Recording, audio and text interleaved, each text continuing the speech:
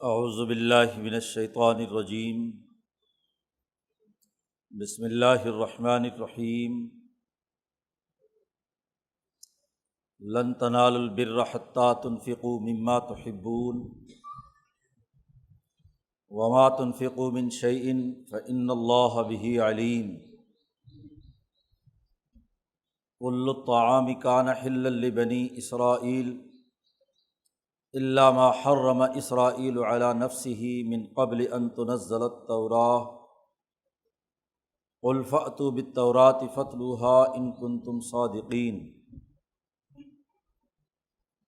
فمن افترى على الله الكذب من بعد ذلك فأولئك هم الظالمون۔ قل صدق الله فاتبعوا ملة إبراهيم حنيفا وما كان من المشركين۔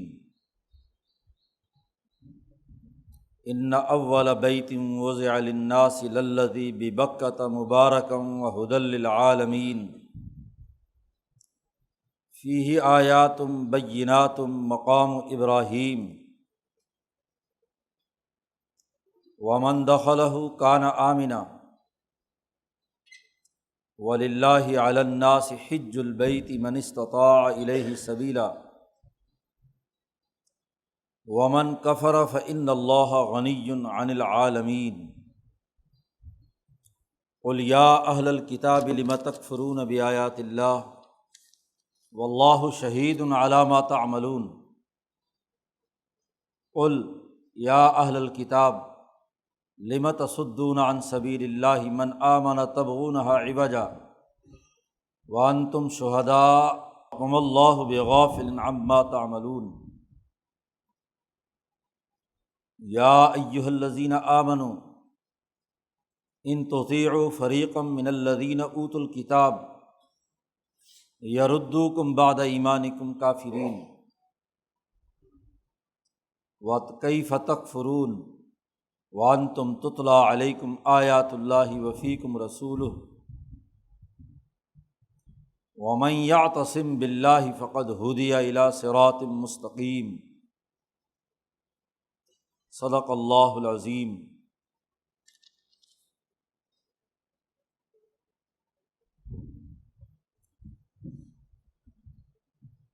نصارہ نجران سے جو گفتگو چل رہی ہے اور انہیں دعوت دی جا رہی ہے کہ سیدھا راستہ وہ ہے جو حضرت محمد مصطفیٰ صلی اللہ علیہ وسلم اور ایمان والی اس جماعت نے اختیار کیا ہے۔ ہمارے مشترکہ اصولوں میں اللہ کی وحدانیت اور ابراہیم علیہ السلام کی انسانی امامت تسلیم شدہ ہے، تو اللہ کے جو احکامات انسانیت کے لیے جاری کیے ہیں ابراہیم علیہ السلام نے، ان معیارات پر اپنے آپ کو پیش کرو اور جو باتیں ابراہیم کی تعلیم میں موجود ہیں انہیں تسلیم کرو، اور جو ان کے بعد تم لوگوں نے خود تغیرات و تبدلات کیے ہیں ان سے برات کا اعلان کرو۔ اور اگر کوئی بات تورات اور انجیل کے نزول کے ساتھ حلال یا حرام کی گئی بھی تھی تو اصل ابراہیم کے دین میں نہیں تھی،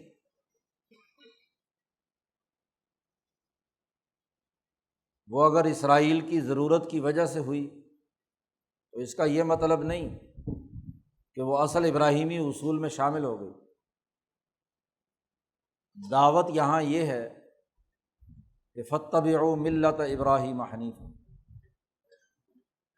دو باتیں مشترکات میں سے تھیں، انہی دو باتوں کو بنیاد بنایا ہے کہ اللہ نے سچ کہا ہے قل صدق اللہ، اور دوسرے یہ کہ ابراہیمی ملت کے جو بنیادی اساسی اصول ہیں انہیں تسلیم کیا جائے۔ تو پیچھے یہ بات واضح کر دی گئی تھی کہ جو آدمی اس ملت ابراہیمیہ حنیفیہ سے ہٹ کر کسی اور دین کو تلاش کرے گا تو وہ قابل قبول نہیں ہوگا۔ اب اس دین کی بنیادی خصوصیت جو ابراہیمی تحریک میں موجود تھی وہ یہ کہ وہ مال و دولت انسانیت کے فائدے کے لیے خرچ کرتے تھے۔ انفاق مال ابراہیمی تحریک کا ایک بنیادی اصول ہے، اور مال بھی وہ انسانیت پر خرچ کرنا جس سے انسان کو دلی محبت اور تعلق ہو۔ جو لوگ سرمایہ پرستی کے مرض میں مبتلا ہیں یا عزت اور شہرت کے بھوکے ہیں، حب مال اور حب جاہ کے مریض ہیں، وہ ابراہیمی تحریک کے دراصل منکر ہیں۔ یہ لوگ عیسائی اور یہودی، ان کا اس دور کا سب سے بڑا مرض یہ ہے کہ یہ حب مال اور حب جاہ میں مبتلا ہے، اور جب کوئی مذہبی جماعت ان دو امراض کا شکار ہو جائے تو قوموں پر زوال آتا ہے۔ اس لیے یہاں یہ بات واضح کر دی گئی کہ لن تنالوا البر، تم نیکی میں کمال حاصل نہیں کر سکتے۔ حضرت شیخ الہند رحمۃ اللہ علیہ نے نیکی کے کمال کا ترجمہ کیا ہے۔ ہرگز تم نیکی میں کمال حاصل نہیں کر سکو، اعلیٰ درجے کی نیکی اس وقت تک نہیں ہے جب تک کہ انفاق مال نہ کرو۔ نماز کی ایک نیکی کر لی، کوئی عبادت کی کر لی، کوئی وظیفے کی کر لی، تو نیکی ہے، چاہے تھوڑی کی جائے یا زیادہ کی جائے۔ لیکن ابراہیمی ملت کے نقطۂ نظر سے نیکی کا کمال تبھی حاصل ہوگا کہ دل میں جس مال کی زیادہ محبت ہے یا جس عہدے اور جاہ پرستی کا زیادہ مرض پایا جاتا ہے اس کو انسانی فائدے کے لیے استعمال میں لایا جائے، اسے خرچ کیا جائے۔ تم نیکی کا کمال حاصل نہیں کر سکتے حتیٰ تنفقوا مما تحبون، جب تک کہ تم اپنے محبوب چیزوں میں سے کچھ خرچ نہ کرو، جن کے ساتھ تمہارا دلی لگاؤ ہے۔ تو دل کی محبت جب تک ختم نہیں کرو گے، مال کی محبت دل میں گھس جائے، عہدے اور مرتبے کی محبت دل میں پیدا ہو جائے، تو اب اس کا علاج اس وقت تک ممکن نہیں جب تک کہ اس دل کی اس محبت کو منقطع کر کے اللہ کے ساتھ نہ جوڑا جائے۔ تو اپنا محبوب ترین مال جب تم اللہ کے راستے میں خرچ کرو گے تب نیکی کا کمال حاصل ہوگا۔ صرف کلمہ پڑھ لیا، کچھ عبادات کر لی، کچھ وظائف کر لیے، رسومات کر لیے، اور اس نیکی پر تم نے قناعت اختیار کر لی، ایسا نہیں ہے۔ عوام یا غریبوں کے لیے تو چلو اتنا بھی کافی ہے، لیکن جو اہل علم و شعور ہوں، رہنمائی کے دعوے دار ہوں، تو رہنما وہی بن سکتا ہے جس میں کمال موجود ہے۔ جس میں اپنے علم و فن کا کمال نہیں ہے وہ لیڈر اور رہنما کیسے بن سکتا ہے؟ ورکر ہو سکتا ہے کہ چلو جی اس کو ایک کام کی صلاحیت تھی، اس نے اس کے مطابق کام کر لیا، مال کی استطاعت ہی نہیں ہے تو مال خرچ کیا کرے گا؟ لیکن جو لیڈر اور رہنما بنے، مذہبی رہنما بنے یا سیاسی رہنما اور لیڈر بنے، اس کے لیے تو لازمی ہے کہ اس کی نیکی کا کمال تب ہوگا کہ جب وہ اپنا محبوب ترین مال اللہ کے راستے میں خرچ نہ کر دے۔ بلکہ صوفیاء کے ہاں تو اس وقت تک کمال حاصل نہیں ہو سکتا جب تک کہ اپنی جان بھی اللہ کے لیے وقف نہ کر دے۔ حضور صلی اللہ علیہ وسلم کے بارے میں آتا ہے نا کہ آپ جواد، سخی، اور انبیاء اور اولیاء کی سخاوت یہ ہے کہ نہ صرف اپنی ملکیت میں مال بلکہ اپنے آپ کو اللہ کے دین کے غلبے کے لیے وقف کر دینا، اس کا اوڑھنا بچھونا، تمام امور وہ اپنی خواہش، اپنے نفس، اپنے ارادے اور اپنی طبیعت کے تقاضے سے نہیں ہوتے، وہ اللہ کے حکم سے ہوتے ہیں۔ حضرت شیخ عبد القادر جیلانی رحمۃ اللہ علیہ نے جیسا فیوض یزدانی میں مجالس ستین میں ہر جگہ یہ بحث فرمائی ہے کہ اپنے نفس، اپنے ارادے اور اپنے طبیعت سے باز آ جا اور اللہ کے حکم اور ارادے کے اندر اس کے ارادے کے تابع اپنے ارادے اور اپنے تمام کاموں کو کر لو۔ اور جس نے اپنا جسم ہی سپرد کر دیا، اپنے تمام روح اور جان اللہ پر فدا کر دی، اس سے بڑا کون سخی ہو سکتا ہے؟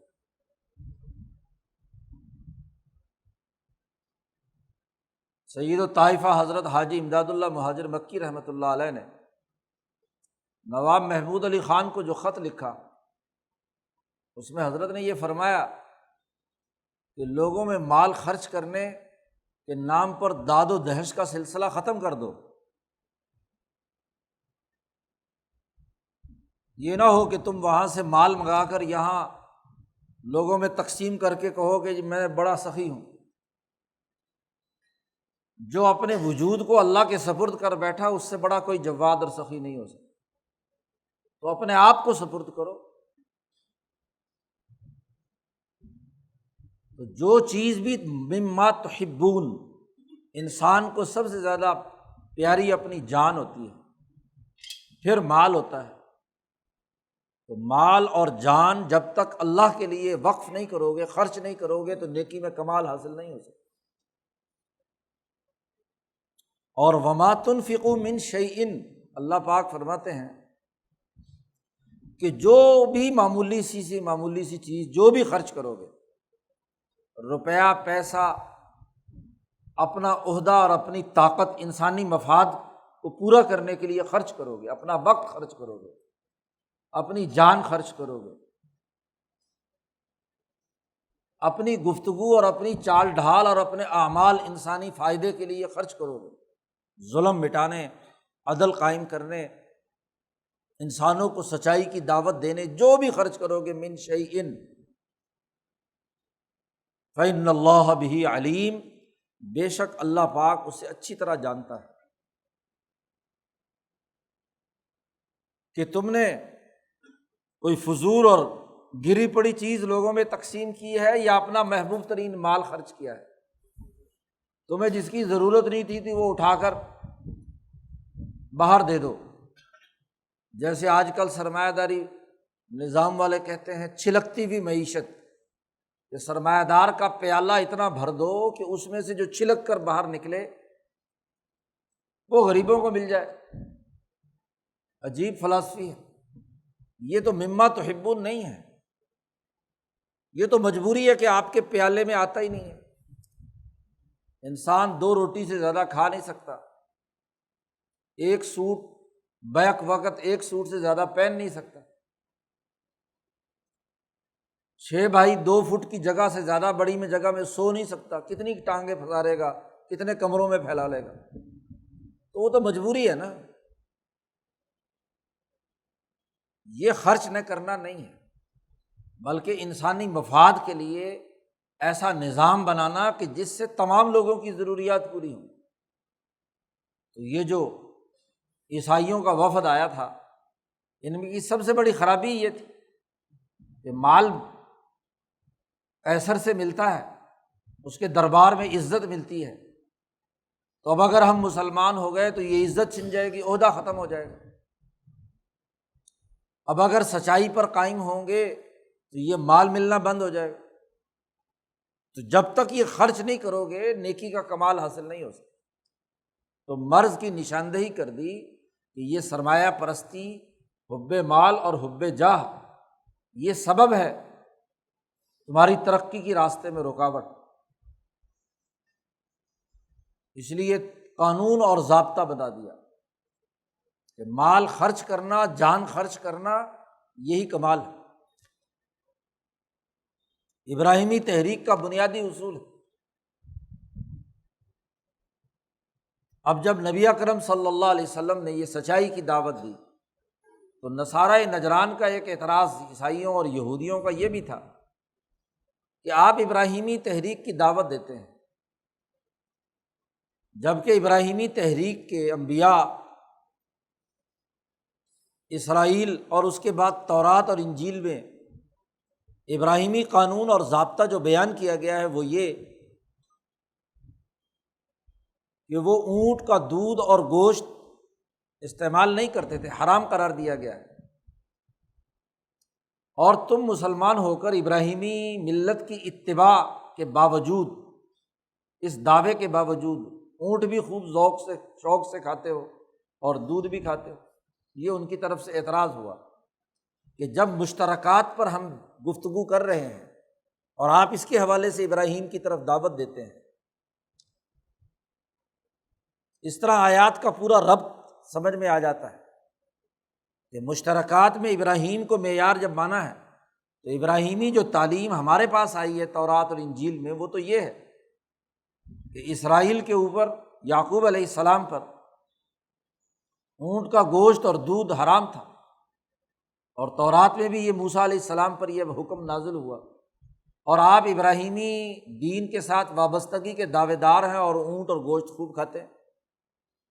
تو اللہ نے اس کا جواب دیا یہاں اور بات واضح کر دی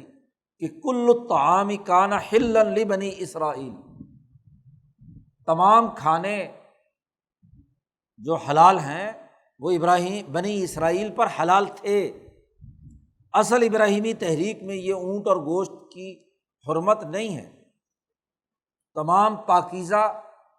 اور طیب چیزیں، حلال چیزیں ابراہیم علیہ السلام کے تمام ماننے والوں پر حلال تھیں، الا ما حرم اسرائیل علی نفسہ من قبل ان تنزل التوراۃ، سوائے اس کے کہ جسے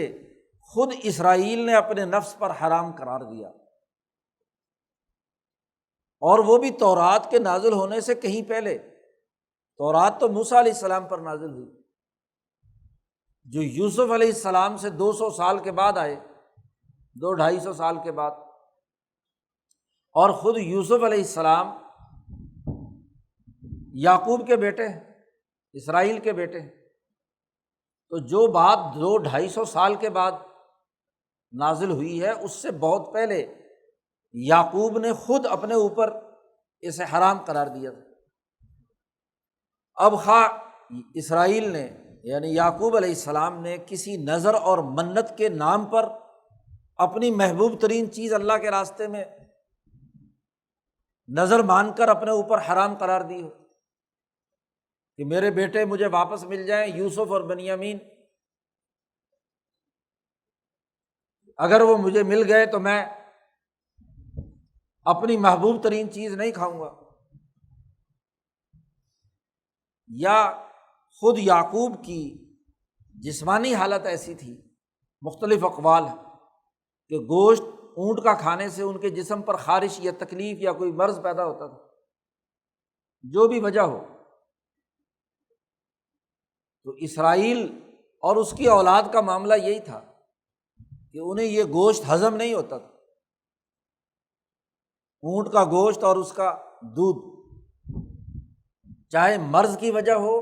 یا اپنی کوئی نذر اور منت ماننے کے نتیجے میں اسرائیل نے اپنے اوپر کوئی چیز حرام قرار دی ہو۔ تو اسرائیل سے لے کر موسیٰ علیہ السلام تک کے 200-250 سالہ دور میں اپنے دادا پردادا کی نسبت سے سارے بنی اسرائیل اونٹ کا دودھ اور گوشت نہیں کھاتے تھے،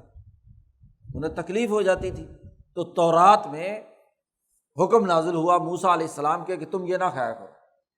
کیونکہ اس کا مقصد تو علاج ہے، ایسی چیز کے کھانے سے انہیں تکلیف ہوتی ہے۔ اب جن جن کھانوں کو حرام قرار دیا گیا ہے وہ اس لیے کہ انسانوں کو وہ مضر ہے، اس لیے حرام قرار دیا گیا ہے، اور ان کھانوں کو حلال قرار دیا گیا جو انسانی جسم کے لیے مفید ہے۔ اب اگر کسی ایک نسل کے لیے کوئی ایک چیز تکلیف دہ ہے تو کوئی لازمی اور ضروری ہے، دین کا کوئی تقاضا ہے کہ تکلیف دہ چیز ضرور کھائیں۔ بہت سی حلال چیزیں ہیں لیکن کسی مرض یا تکلیف کی حالت میں طبی نقطۂ نظر سے وہ ممنوع ہو جاتے ہیں۔ تو تورات میں جو حکم آیا تھا وہ تو بنی اسرائیل، چونکہ موسیٰ علیہ السلام بنی اسرائیل کی طرف مبعوث ہوئے ہیں، اپنی قوم کی طرف مبعوث ہوئے ہیں، ایک قومی دین اور قومی انقلاب کے تقاضے تھے، اور قومی نقطۂ نظر سے جو چیزیں ہوتی ہیں لازمی نہیں کہ وہ بین الاقوامی سطح پر بھی مقرر ہوں۔ ابراہیم علیہ السلام تو کل انسانیت کے رہنما اور لیڈر ہیں، بین الاقوامی اور عالمی تحریک کا مرکز ہے، اور وہاں اقوام عالم کے مختلف مزاجوں کو ایک مشترکہ انسانیت پر متفق کیا جاتا ہے۔ اب محمد مصطفیٰ صلی اللہ علیہ وسلم اس تحریک کو بین الاقوامی سطح پر غالب کرنے والے ہیں، تو ابراہیم کا اصل دین بحال کر دیا گیا، کیونکہ یہ بین الاقوامی تحریک ہے۔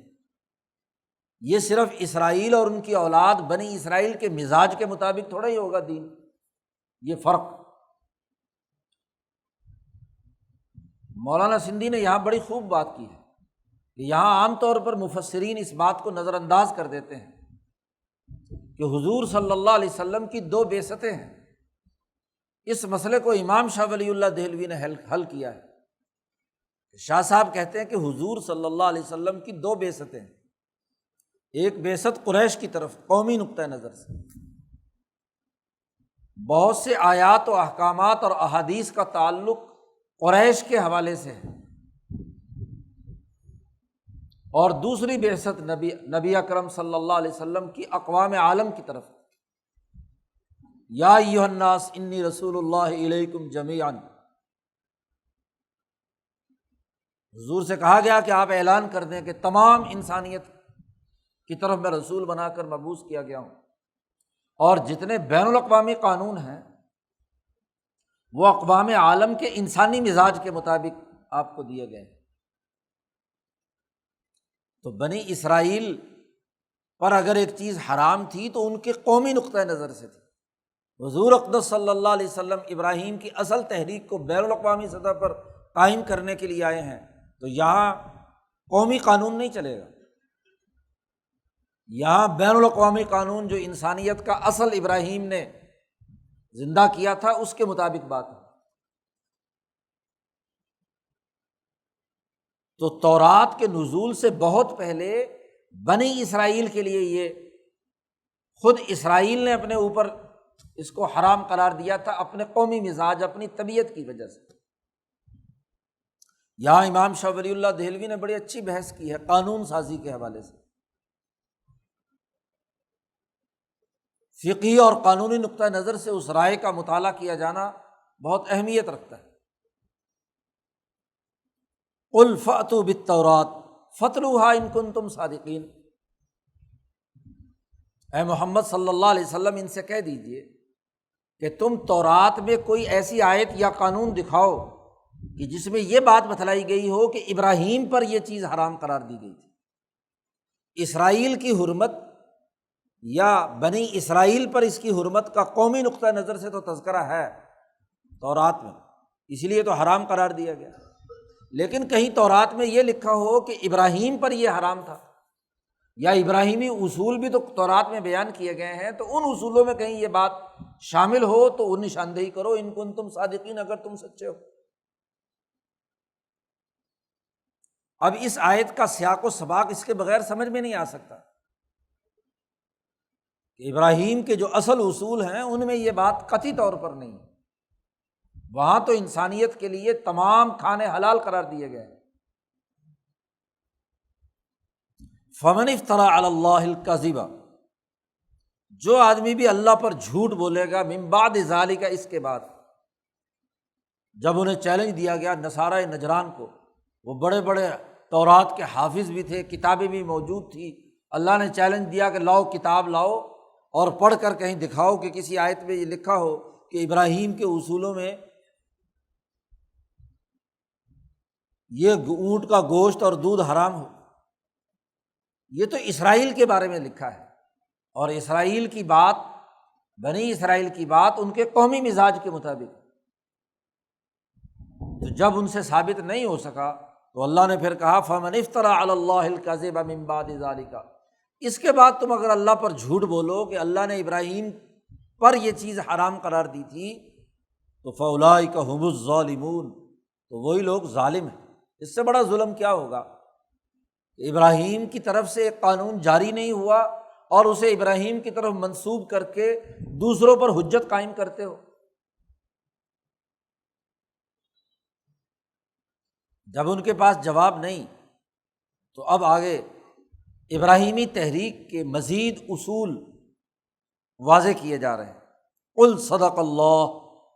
آپ کہہ دیجئے کہ اللہ نے بالکل سچ بات کہی ہے کہ تورات میں ایسا کوئی حکم نہیں ہے، اور جو کچھ قرآن حکیم میں اللہ تبارک و تعالیٰ اصول بیان کر رہے ہیں وہی اصل میں ابراہیمی اصول ہے۔ اس لیے فاتبعوا ملت ابراہیم حنیفا، تم اگر ابراہیم کو واقعتاً مانتے ہو تو پھر ابراہیمی ملت کی یکسو ہو کر اتباع کرو، جیسے ابراہیم حنیف تھے، اللہ کی طرف یکسو تھے، اپنے افکار و خیالات میں ایک منظم سوچ رکھنے والے اور عمل کرنے والے تھے۔ تو ملت ابراہیمیہ حنیفیہ کے اصل اساسی اصولوں کی اتباع کرو۔ اب یہ بین الاقوامیت کا دور شروع ہو چکا ہے، یہاں قومی مزاج کے مطابق ضابطے اور قوانین نہیں چلیں گے۔ فاتبعوا ملت ابراہیم حنیفا، اور ابراہیم کا معاملہ یہ تھا کہ وما کان من المشرکین، ابراہیم علیہ السلام مشرکین میں سے نہیں تھے، وہ موحد تھے، حنیف تھے، اللہ کے احکامات کی پیروی کرتے تھے، ٹھیک ٹھیک ان احکامات کی اتباع کرتے تھے۔ اس لیے تمام کو حکم دیا فاتبعوا، قانون ضابطہ تمام مسلمانوں تمام انسانوں کو حکم دیا جا رہا ہے کہ فاتبعوا ملت ابراہیم حنیفا۔ دوسری جگہ پر حضرت محمد مصطفیٰ سے خاص طور پر کہا گیا کہ فاتبع ملت ابراہیم حنیفا، آپ اتباع کیجیے۔ پھر مسلمانوں کو حکم دیا جا رہا ہے تو اصل بنیادی ابراہیمی ملت ہے، اس کی اتباع کرو۔ اب جب یہ دعوت دی گئی تو ان کی طرف سے ایک اور اعتراض آیا کہ ٹھیک ہے ابراہیم کی ملت کی اتباع کرتے ہیں، ابراہیم کی ملت کا مرکز تو بیت المقدس رہا ہے، اسرائیل سے لے کر اسحاق سے لے کر عیسیٰ علیہ السلام تک ان کا قبلہ و کعبہ تو بیت المقدس تھا۔ آپ جب ابراہیمی تحریک کی اتباع کی دعوت دیتے ہیں تو آپ نے اپنا کعبہ ہی الگ بنا لیا مکہ میں، تو آپ کیسے ابراہیمی ہو سکتے ہیں؟ عقلی اور علمی سوال ہے۔ بلکہ اعتراض یہ بھی ہے کہ مدینے میں آئے تھے تو آپ نے بھی تو 17 مہینے بیت المقدس کی طرف رخ کر کے نماز پڑھی تھی۔ تو اگر آپ ابراہیمی ملت کی دعوت دیتے ہیں، اس کی اتباع کی بات کرتے ہیں، تو پھر تو آپ کو بیت المقدس کو اپنا قبلہ و کعبہ بنانا چاہیے جو ہزاروں انبیاء کا رہا۔ آپ نے اسے چھوڑ کے مکہ میں بیت اللہ کو کیا ہے اپنا کعبہ بنا لیا۔ تو یہ تو ابراہیمی تحریک سے انحراف۔ قرآن نے اس کا جواب دیا اگلی آیت میں، ان اول بیت وضع للناس للذی ببکۃ مبارکا وہدی للعالمین، دنیا میں سب سے پہلا گھر جو کل انسانیت کے لیے بین الاقوامی سطح پر موجود بنایا گیا، تعمیر کیا گیا انسانیت کے لیے، بین الاقوامی تحریک کے لیے، وہ یہ بکہ میں ہے۔ بکہ یا مکہ ایک ہی مطلب ہے۔ قرآن نے یہاں فصیح عربی میں بکہ اسے کہا جاتا ہے، وہ لفظ استعمال کیا للذی ببکۃ، کل انسانیت کا بین الاقوامی مرکز جو سب سے پہلے بنایا گیا وہ یہی ہے۔ آدم علیہ السلام نے اسی کو مرکز رکھا، انہوں نے تعمیر کیا۔ پھر طوفان نوح کے بعد خود ابراہیم نے بیت المقدس کی تعمیر سے بھی 40 سال پہلے ابراہیم اور اسماعیل نے یہ گھر بنایا بین الاقوامی تحریک کے لیے۔ اب یہاں بھی مولانا سندھی رحمۃ اللہ علیہ نے جو یہاں گفتگو کی ہے اس کے بغیر آیت کا پورا مطلب سمجھ میں نہیں آتا۔ آدم نے بنایا تھا انسانیت کے لیے یا نہیں بنایا تھا، اس کی تاریخی روایات، لیکن یہ بات تو طے شدہ ہے کہ ابراہیم نے اور اسماعیل دونوں نے مل کر یہ بنایا۔ مولانا سندھی فرماتے ہیں اس کا یہ مطلب نہیں اس آیت کا کہ سب سے پہلے دنیا میں انسانیت کا گھر یہ بنا تھا، ضروری نہیں۔ بات یہاں یہ ہو رہی ہے کہ بین الاقوامی تحریک کا مرکز کون سا ہے؟ ایک قومی مرکز ہے اور ایک بین الاقوامی مرکز ہے۔ بیت المقدس مرکز رہا ہے لیکن وہ ایک قومی مرکز تھا، بنی اسرائیل کا مرکز تھا، اسحاق کی اولاد یعقوب کی اولاد کا مرکز تھا۔ اب بین الاقوامیت کا دور شروع ہو رہا ہے، یہ بین الاقوامی مرکز ہے۔ بیت المقدس کو تم نے قبلہ و کعبہ رکھا بنی اسرائیل کے لیے، کیونکہ یہ سارے انبیاء بنی اسرائیل ہیں، ان کی دعوت کا ہدف صرف اسرائیلی نسل تھی، یعقوب کی اولاد تھی، اس کے لیے یہ قومی مرکز ہے۔ اور قوموں کے مراکز ہوا کرتے ہیں، قومی مرکز کا بین الاقوامی مرکز سے کیا جھگڑا؟ یہ بین الاقوامی مرکز ہے۔ اس لیے ابراہیم نے اپنے بڑے بیٹے اسماعیل کے ساتھ مل کر یہاں اس وادی غیر ذی زرع میں، جس کی تفصیلات پیچھے سورۃ بقرہ میں بیان ہو چکی ہیں، وَإِذْ يَرْفَعُ إِبْرَاهِيمُ الْقَوَاعِدَ مِنَ الْبَيْتِ وَإِسْمَاعِيلُ، ابراہیم اور اسماعیل نے یہ مرکز بنایا بین الاقوامی، اور کبھی بین الاقوامی نظام قائم نہیں ہو سکتا جب تک کہ پہلے قومی سطح کے نظام وجود میں نہ آئے۔ تو ابراہیم کا اصل وطن جو کنعان تھا، فلسطین تھا، وہاں جا کر انہوں نے قومی تحریک شروع کی، جماعت بنائی، اس جماعت نے آگے چل کر یوسف علیہ السلام کے زمانے میں حکومت قائم کی مصر میں، پھر وہاں سے موسیٰ علیہ السلام انہیں نکال کر دوبارہ لائے اور پھر بیت المقدس کی حکمرانی۔ تو یہ ارتقاء کا ایک دور ہے جو اسرائیل سے لے کر عیسیٰ علیہ السلام تک انسانیت کے سامنے رہا۔ اب ابراہیم و اسماعیل نے جو مرکز بنایا تھا عالمی مقاصد کے لیے، اس لیے جب یہ مرکز بنایا تو اعلان کیا گیا تھا کہ اذن فی الناس، کل انسانیت کو یہاں دعوت دو۔ تو یہ ہمیشہ سے عالمی تحریک کا مرکز ہے۔ بے شک سب سے پہلا گھر وضع للناس، کل انسانیت کے لیے جو بنایا گیا۔ اب اس سے یہ کوئی انکار نہیں ہے کہ ایک گھر بیت المقدس بنایا تھا بنی اسرائیل کے لیے، وضع لبنی اسرائیل، اس سے اس کا کیا جھگڑا ہے؟ لیکن انسانیت کا گھر یہ تھا للذی ببکہ، جو مکہ میں، اور مبارکن، جو بہت ہی برکت والا ہے، وَہُدًى لِّلْعَالَمِينَ، ہدًى لبنی اسرائیل نہیں، ہدًى للعالمین، تمام اقوام عالم کے لیے یہ ہدایت کا مرکز، بلا تفریق، رنگ، نسل، مذہب، عالمی اصول ہے اور عالمی تحریک، اس کے لیے یہ مرکز بنایا گیا۔ ضرور ایک زمانے میں یہ قریشیوں کا مرکز رہا ہے، اسماعیل کی اولاد کا مرکز رہا ہے حضور کی آمد سے پہلے، چونکہ اس بین الاقوامی مرکز میں بھی ایک قومی ارتقاء تو ہوگا نا۔ جیسے بیت المقدس بنی اسرائیل کا مرکز تھا، یہ بنی اسماعیل کا مرکز تھا۔ یہی تو قریشیوں سے بھی اختلاف تھا کہ تم قومی مرکز پر قناعت مت کرو، یہ بیت اللہ الحرام تو عالمی تحریک کا مرکز ہے، اب اپنے قومی تعصبات ختم کرو اور کل انسانیت کی ہمدردی اپنے اندر پیدا کر کے اس کے لیے اس مرکز کو استعمال میں لاؤ۔ ابو جہل سے بنیادی اختلاف قریشیوں سے یہی کہ قومیت کے تنگ دائرے سے اوپر اٹھو، قریشیت کے ایک محدود دائرے سے اوپر اٹھ کر بین الاقوامی کردار کے لیے اپنے آپ کو تیار کرو۔ ہدی للعالمین، تو عالمی تحریک کا مرکز یہی ہے۔ ٹھیک ہے کہ قومی نقطہ نظر سے بنی اسرائیل کا وہ مرکز رہا، اور جب تک مکہ مکرمہ کو قریشیوں کی قومی طاقت سے آزاد نہیں کر کے اس کی بین الاقوامی حیثیت بحال نہیں کر دی گئی، غزوہ بدر کے موقع تک ان کی سیاسی طاقت ٹوٹ نہیں گئی، بین الاقوامی تحریک مدینے سے اٹھنی شروع ہوئی، اور اس نے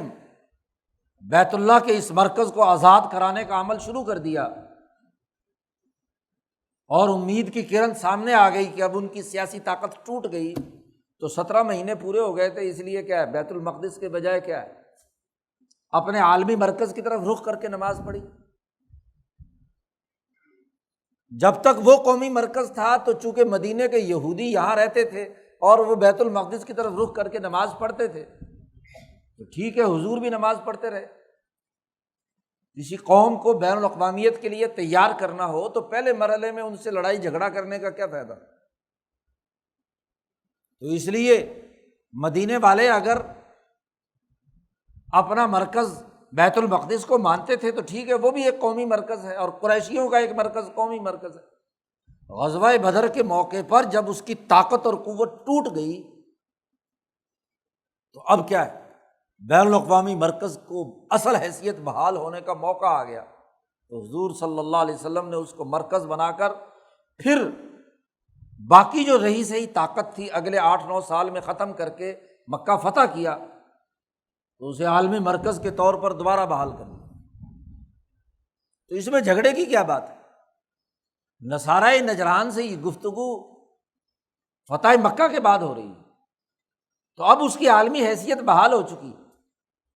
اس لیے اب تمہیں ابراہیمی تحریک سے وابستگی اختیار کرنی چاہیے۔ اب یہ تم نہیں کہہ سکتے کہ مکہ ایک قومی مرکز ہے، وہ اب قومی مرکز کے دائرے سے نکل کر عالمی مرکز بن چکا ہے، اب تمہیں بھی کیا ہے، ادھر رخ کرنا ہے۔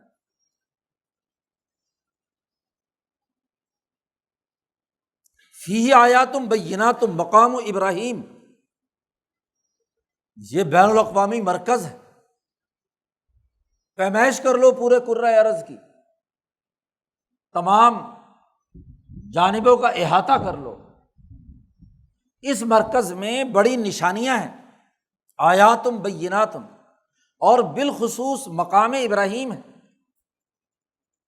وہ پتھر ہے جس پر کھڑے ہو کر ابراہیم نے یہ عالمی مرکز تعمیر کیا تھا۔ مولانا سندھی نے اس مسئلے کو بھی بہت اچھے انداز میں حل کیا۔ عربوں میں دستور تھا، دنیا بھر میں بلکہ دستور ہے اور آج بھی ہے، کہ جب حد براری کی جاتی ہے، حد بندی کی جاتی ہے، تو جہاں حدود جا کر مکمل ہوتی ہیں وہاں ایک پتھر گاڑتے ہیں۔ قبیلوں اور جھگڑوں میں زمینوں کا اختلاف ہوتا تھا، تو پھر وہ ان کا جرگہ بیٹھتا تھا، وہ چاروں طرف سے پیمائش کر کے جس پر پورے جرگے کا اتفاق ہو جاتا تھا تو وہاں اس جگہ پر ایک پتھر گاڑتے تھے۔ کالا سیاہ پتھر اس لیے گاڑتے تھے کہ دور سے نظر آئے، تو وہاں ایک پتھر گاڑتے تھے، اور سب لوگ اس کے اوپر ہاتھ رکھ کر عہد کرتے تھے کہ یہ حد بندی ہو گئی ہماری، اس قبیلے کی زمین یہاں آ کر اس پتھر سے اس طرف شروع ہو رہی ہے، ایک پیر دوسرے کی ادھر شروع ہو رہی ہے، تیسرے کی ادھر شروع ہو رہی ہے، چوتھے کی، 4 طرفیں، یا اگر اس کی کوئی اور ذیلی تقسیم ہوئی ہے تو ان کی حد براری ہوگی کہ یہ پتھر ہے، اس سے ہم پیمائشیں لے کر جائیں گے، اور اسی کی بنیاد پر کیا ہے، آج بندوبست اراضی ہوتا ہے تو اس میں بھی پتھر بنیادی حیثیت رکھتا ہے۔ ریونیو ریکارڈ دیکھنے والے جانتے ہیں اچھی طرح۔ تو ایسا ہی پتھر جو پوری دنیا میں تمام انسانوں کے لیے قائم کیا اور اس پر عہد کیا جاتا تھا، سب قبیلے عہد حلف اٹھاتے تھے پتھر پر ہاتھ رکھ کے کہ ہم اس پتھر سے آگے پیچھے، اور کوئی آدمی قبیلہ رات کو اٹھ کر یہ نہیں کہ پتھر ادھر سے اٹھا کر ادھر لے جائے، کیونکہ سب سے بڑا جھگڑا یہ بھی ہوتا تھا کہ پتھر تو لگا دیا، اس کے بعد کوئی طاقتور جو ہے رات کو خفیہ طور پر پتھر اٹھا کر ادھر لے گیا دوسروں کی زمین پر قبضہ کرنے کے لیے، تو وہ حلف اٹھاتے تھے پتھر پر رکھ کر۔ اب وہ پتھر مقدس بن جاتا تھا، مقدس اس نقطۂ نظر سے کہ اس کو ہلانا جائز نہیں ہے، نسل در نسل وہ پتھر بنیادی حیثیت رکھتا تھا۔ تو اب وہ پتھر جس پر کھڑے ہو کر ابراہیم نے خانہ کعبہ تعمیر کیا اور انسانیت کا مرکز بنایا، اور اللہ سے عہد کیا کہ یہ صرف اور صرف اے اللہ تیرے لیے ہم بنا رہے ہیں، تیرا گھر ہے، ربنا وجعلنا مسلمین لک ومن ذریتنا امۃ مسلمۃ لک، یہ سارے عہد و میثاق اللہ سے بھی جب کیے تو اس پتھر پر کھڑے ہو کر کیے۔ ربنا تقبل منا انک انت السمیع العلیم،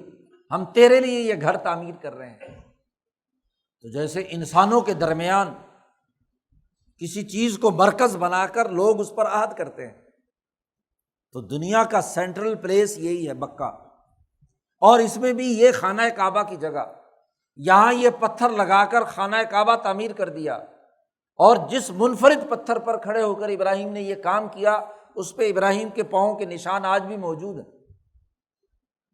تو یہ بڑی نشانی ہے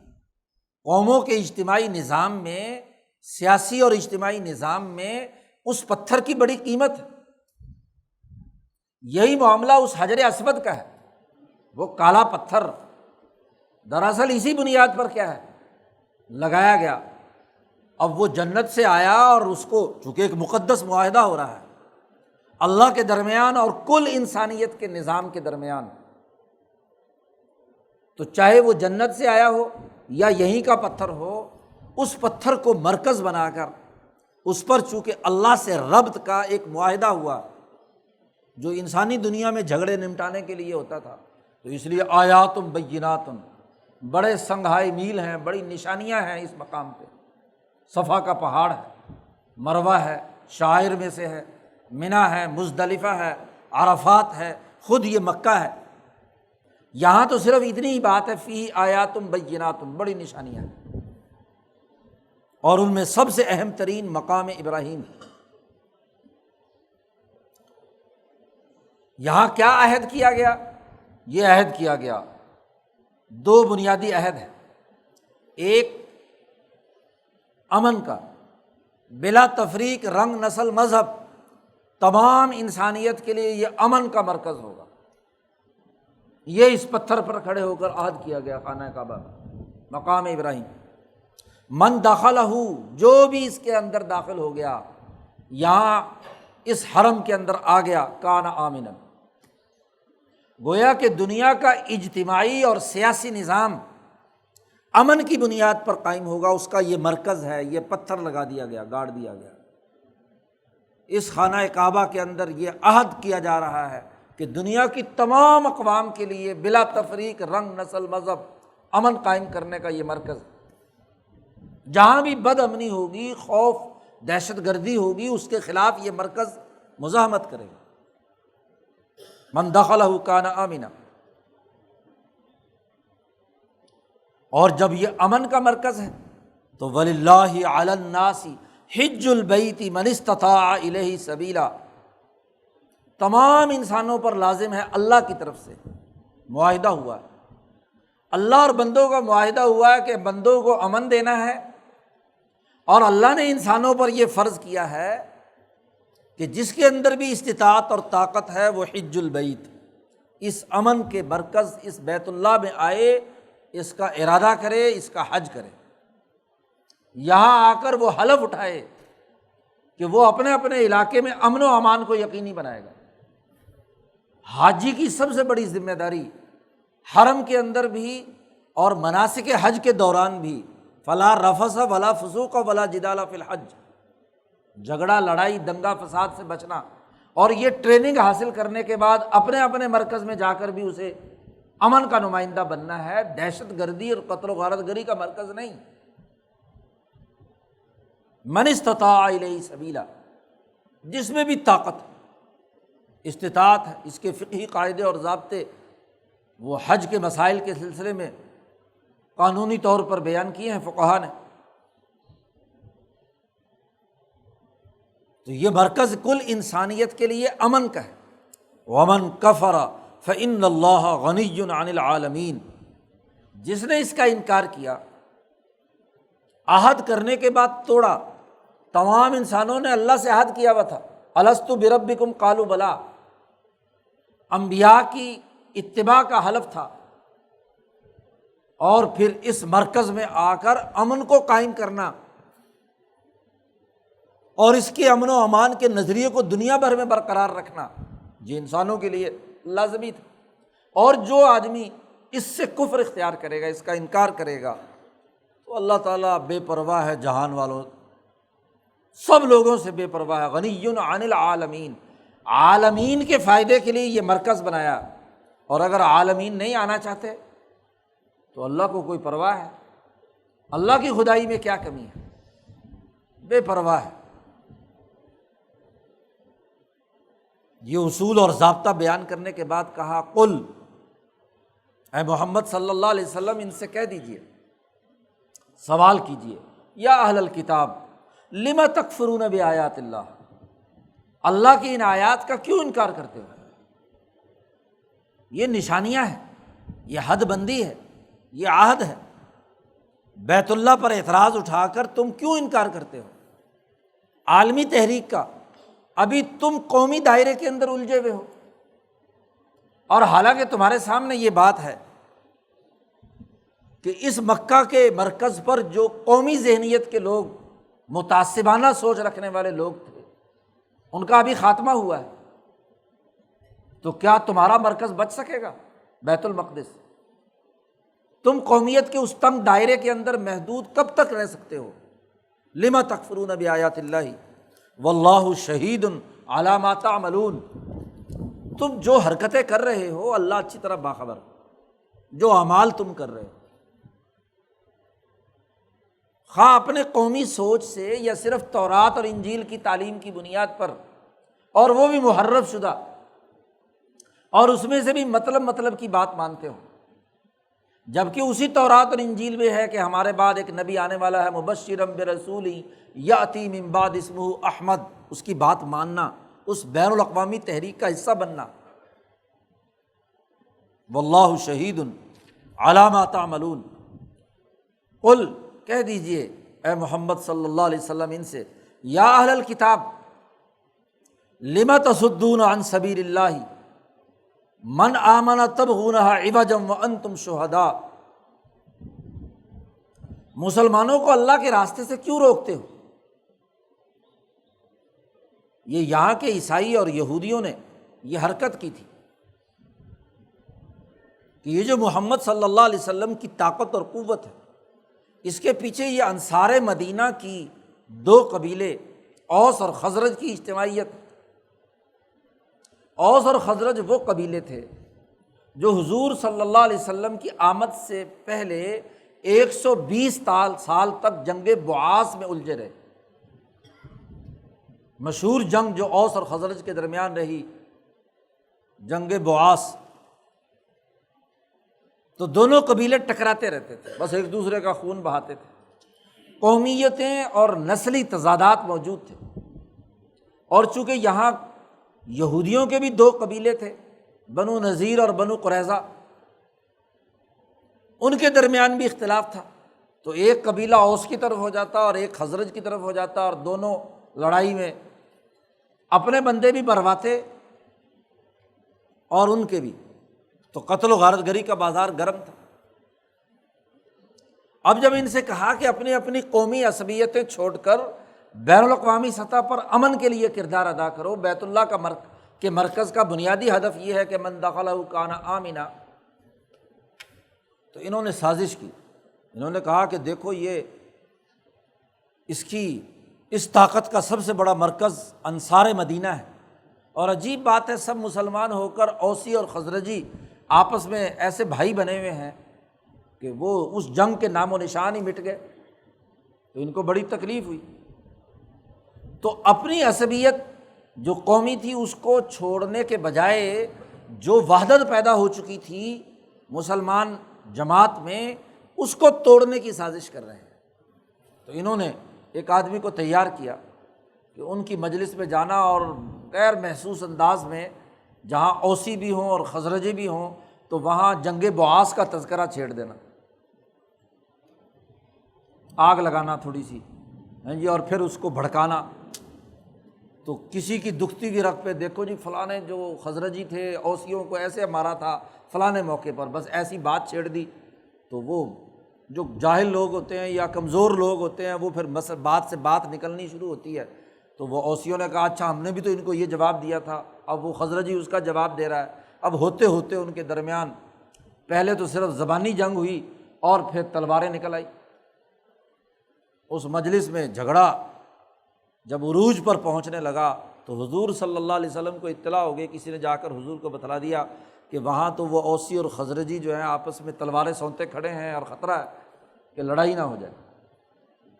تو آپ صلی اللہ علیہ وسلم مہاجرین کی پوری جماعت کے ساتھ وہاں تشریف لے گئے۔ اسی وقت یہ آیات بھی نازل ہوئیں اور پھر حضور صلی اللہ علیہ وسلم نے انہیں سمجھایا کہ بے وقوفو، جہالت کا کام کرتے ہو، وَاعْتَصِمُوا بِحَبْلِ اللَّهِ جَمِيعًا،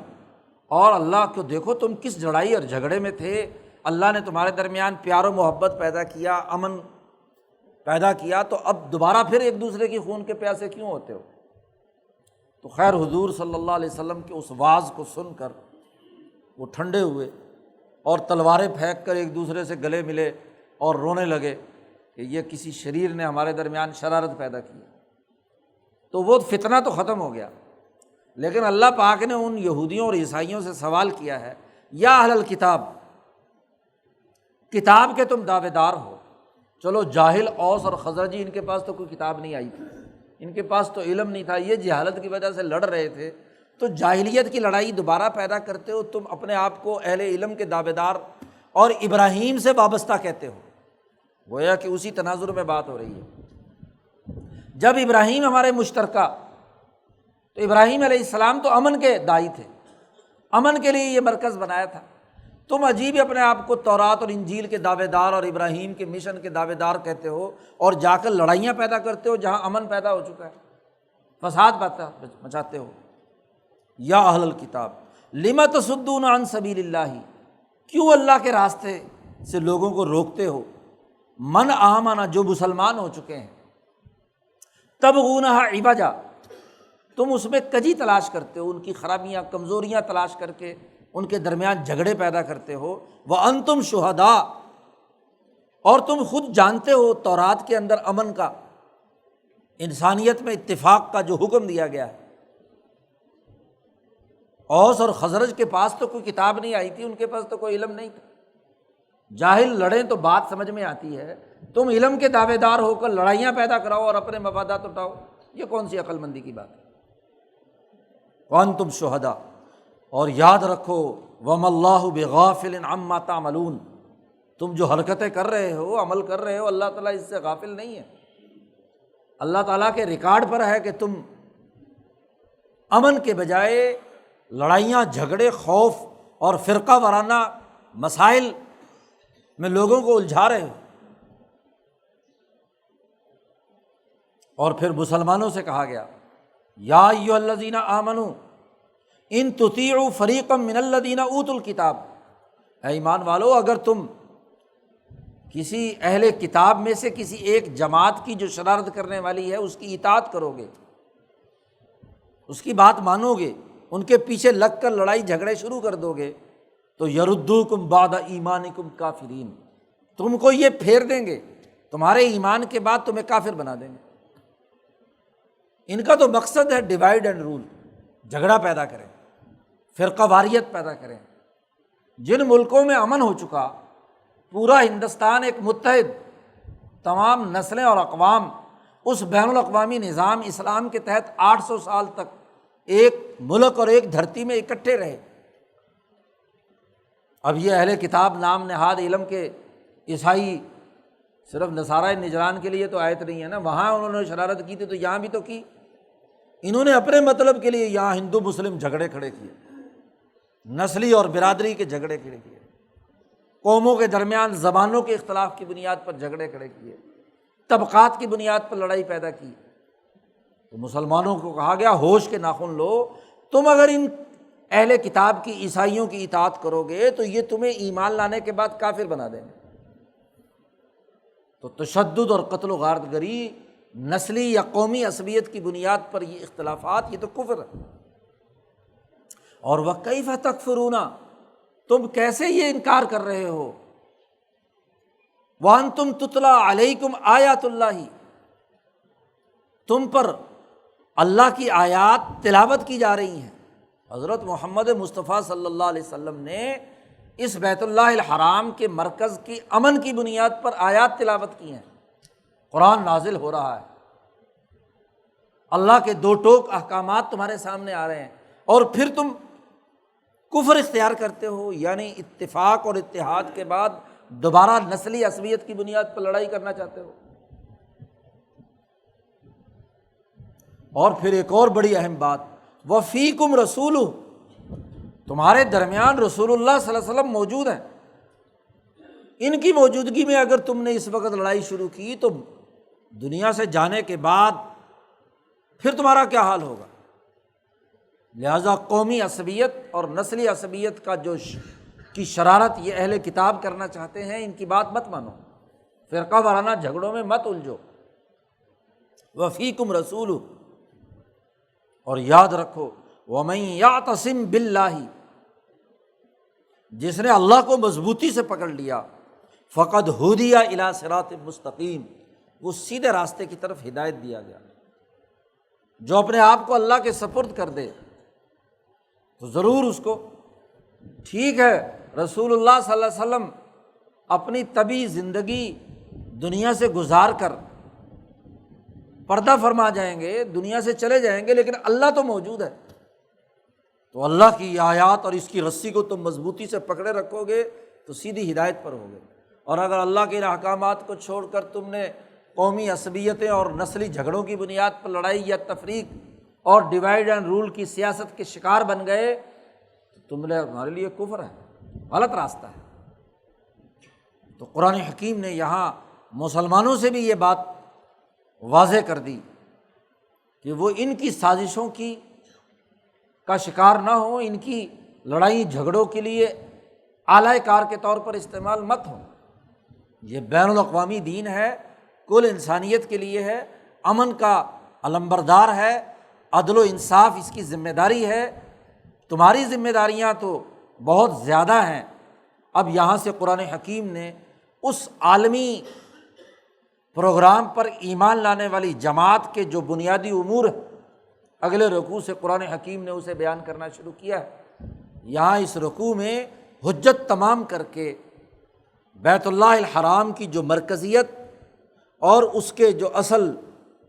ملت ابراہیمیہ کا جو بنیادی پیغام ہے اس کی اتباع کی دعوت دی ہے۔ تو ابراہیمی تحریک کی اتباع کے بنیادی اساسی امور کیا ہیں اس کو قرآن حکیم نے یہاں آگے تفصیل سے بیان کیا ہے اگلے سورت کے اختتام تک۔ تو مختلف مراحل قرآن حکیم نے اس کے بیان کر کے احکامات دیے ہیں مسلمانوں کو۔ اللہ پاک قرآن حکیم کو سمجھنے اور عمل کرنے کی توفیق عطا فرمائے۔ اللہم صلی علی